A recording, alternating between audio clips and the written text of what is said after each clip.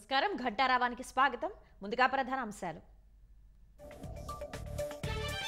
అమరావతిలో అభివృద్ధిలో పనులకు ప్రభుత్వం ఆమోదం. 11,467 కోట్లు ఖర్చు చేసేందుకు అనుమతిస్తూ ఉత్తర్వులు.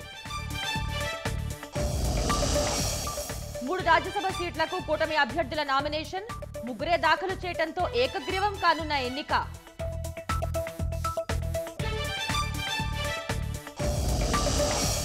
పెండింగ్ ప్రాజెక్టులపై అశ్విని వైష్ణవ్తో రాష్ట్ర ఎంపీల భేటీ.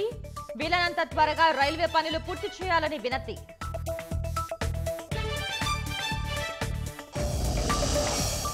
కాసేపట్లో తెలంగాణ డీజీపీని కలవనున్న మంచు మనోజ్.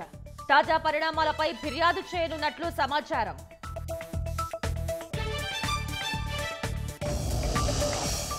రేపు కర్ణాటక మాజీ సీఎం ఎస్ఎం కృష్ణ అంత్యక్రియలు. 3 రోజులు సంతాప దినాలు ప్రకటించిన ప్రభుత్వం.